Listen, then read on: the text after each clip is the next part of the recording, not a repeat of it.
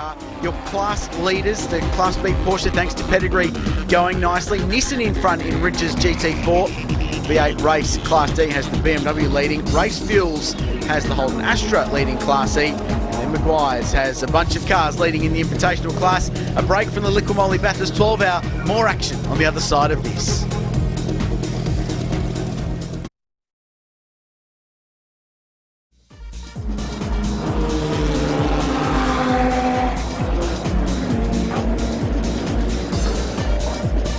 We're back at Bathurst. Let's go down to pit lane straight away with Shay Adam, who's going to find out more about that wild spin at the chase we've just seen. Eric Lux, what a welcome to Australia. Your heart must be pounding right now. Yeah, that was quite a ride down the hill there. We actually felt a little bit of a vibration there in the last lap, and I reported to the team, and we were trying to determine whether or not it was a pickup or a leak happening. To play it safe, we were going to come in that lap, but we didn't get to make it in that lap as the way we wanted to. If I had to make a guess, I think some of the safety car speeds here are very slow with incidents that have happened earlier. I believe maybe the tire pressure went below where we want to see, and that might have caused the tire to fall into an unsafe area. But all in all, the car is excellent. Audi gave us a great car for this race. The team is outstanding. It's a long race. We're going to make it back up. We're going to be there at the end. Good plan. Thank you. Yeah, Ben Porter, not the result you were looking for, but can you talk us through what happened and when you first noticed there was an issue? Yeah, look, it's a little bit frustrating for us.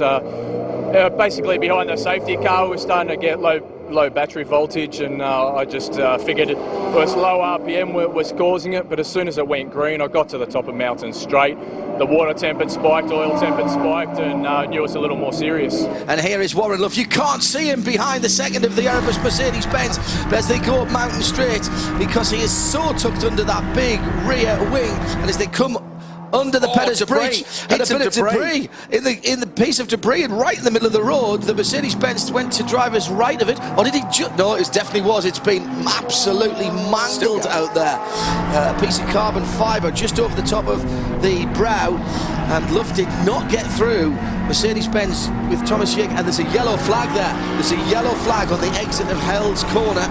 So is there somebody in there just leading up to the rise? And that is what is causing the issue. It wasn't a debut flag, I don't think. I'll need to have a little better look at that, as Luff is still chasing all the way through the top of the mountain. I appreciate that they want to keep a very strong car a lap down, but I'm not too sure if Yeager needs to defend that hard to keep a lapped car from unlapping itself. Well, he's got an issue now, because he's right up the tailplates of his teammates, so what does he do now? Well, I know, he's got no option, does he? So these three cars absolutely locked together, and the official margin 0.5, but you can see the gap. Watch for Luff to fire one down the inside, but Yeager blocks. So he's defending from a car that's a lap behind and attacking his teammate in front who's leading the race. This is a lose-lose situation for Thomas Yeager. It absolutely is, because Matt Griffin and everybody else is coming great guns, full steam ahead. It's really going to be closing up at the front with the lap cars. And just in the back of that shot, Alan Simonson in the Ferrari. He's in the same situation as Warren Luff, wants that lap back. This is how he can do it. And these two Erebus cars kind of shooting themselves in the foot at the moment, because two of their key contenders could well get their laps back and rejoin the race. And of course, when they get another safety car, their Christmases will come and they'll rejoin the back of the queue. But here's an interesting fact though, Rich, that the second of the cars, the Thomas Yeager car, is defending, and he gets a little helping hand there and cuts across it the middle of the road. Now he can't go any further across there. That would be a bit naughty, and that means that Luffy's got to go to the outside of Hell's Corner. There's all kinds of traffic there, and he's going to have to really pick his way through this. Neither of them on the really perfect racing line as they enter onto the Mountain Straight. The yellow flag there has been withdrawn, so it's fine for them to do that, overtaking, and they head again up towards the brow of the hill before they attack Griffin Bend, that first right-hander up the mountain. This, do you know, I get a very bad feeling about this, and just look at how much the 88 car has closed in as well. Alan Simonson is right there. And this is great news for Matt Griffin on the other side of the circuit. He's turning 2:07.2s. Hackett last time, Hackett did an 11 last time, whereas Matt's doing the 8s and the 9s, so he's pulling time out of them all of the time. Absolutely flying, and on a very, very good lap this time as well. The problem that Warren Luff has got, the Mercs have got so much torque. It pulls them up the hill so well. The Audi is the faster car overall in this battle at this stage of the race, but look at the traffic coming onto McPhillamy and Skyline. Have a look at this. The two Mercedes just trying to work their way through, and this is just fingertip stuff. And Alan Simonson has cruised up to the back of this battle in the Ferrari. Jaeger has caught up in all this. Hackett bottled in behind a Seat and a Porsche from the same team. There's Jaeger. Luff. Simonson's going to swap positions with Warren Luff because he's going to look down the inside. Jaeger for the lead. Can't do it. Simonson's got the best seat in the house here. He's looking forward from the Il Belloretto Ferrari. It's great to watch, but it's absolutely bonkers to do this with 9.5 hours to go in the race, isn't it? I love it, but we love it. Either side of one of the Cup class Porsches, and now they've got to make a decision as Luff and Simonson come down the inside, driver's right, in towards the right-handed corner at the start of the chase. They've dropped back 2 or 3 cars. There's no doubt in my mind, though, Rich, that those 2 Ferraris have got better cars underneath them, better platforms underneath them, certainly than Peter Hackett and possibly Thomas Jaeger as well. Right, if I was Warren Luff, and I don't know what these guys are really thinking, I'd let Alan Simonson go. I'd let him go past and let him be the one to move these Mercedes out the way, because we know that Ferrari, despite the 50 kgs it's carrying, is still a mighty fast race car. And Alan Simonson, the fastest of all around here this weekend, indeed, of all time. With more from pit lane, it's a very good morning to Summer Bow. Good morning, Bernhard. You joined me now.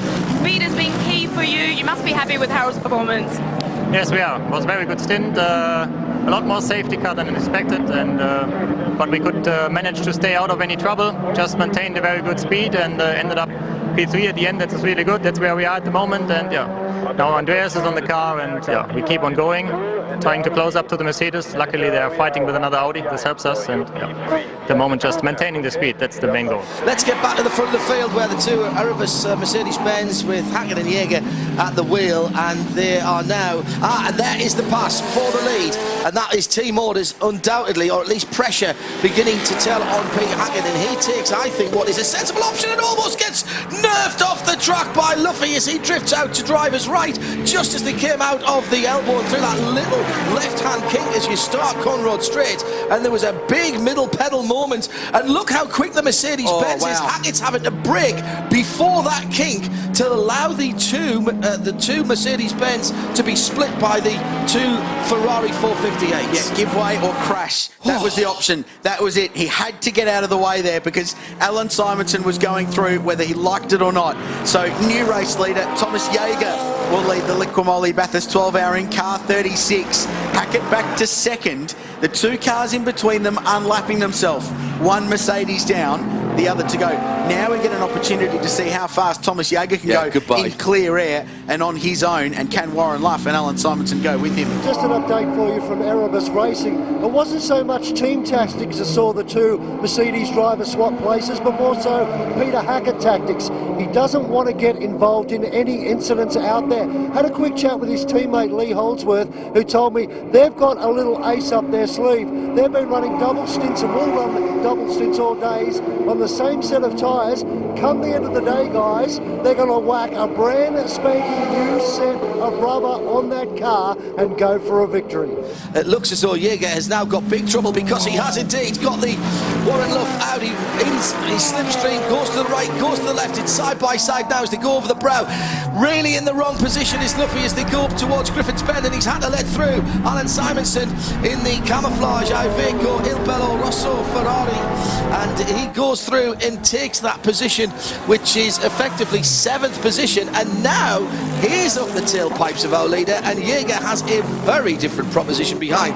Warren Luff has been there and harrying, but has been patient. Alan Simonson, I'm not quite sure will show the same amount of patience in trying to get his lap back. Remember, that car is 50 kilograms heavier because he burst out of the 206 bracket in the practice and the qualifying sessions, I'm afraid. Well, and drivers for the Donut King Nissan GTR. It's missing a wheel. A wheel has come off that car. More than a puncture at the back of that Nissan, isn't there? There's a bit more than just the rubber missing on that car. The whole of the right rear wheel is not attached to the... In fact, hang on, we found it. So that's not ideal. the wheel very much off this wagon, and the Donut King car just limping back to pit lane. It had been a faultless run so far, and they're in a very good position. Yeah, Adam Beachy just making his way into the pits, and they're going to send him straight into the garage. Had a quick chat with Tony Alford, and he's not aware of what's transpired. I just caught a glimpse, as you probably did on your cameras, of that rear disc. Looks like it's sheared the complete nut, all the nuts off it. All 5 nuts are missing. I'm going to try and see if I can get this door open and grab Adam Beachy and have a quick word with him and see if he can tell us exactly what happened out there. It doesn't look like it's been hit by anything. Adam, can you tell us what happened out there? Something's happened to the right. Something's happened to the right rear of the car, the Donut King Nissan. So I'm not sure whether a wheel's come off due to a wheel bearing or wheel nuts. I'm not sure what's happened, but it wasn't real friendly out there. It just happened all of a sudden? Yeah, within a lap. Yep. A real shame for the former class-leading Nissan. Here's the Michelin race update and how they...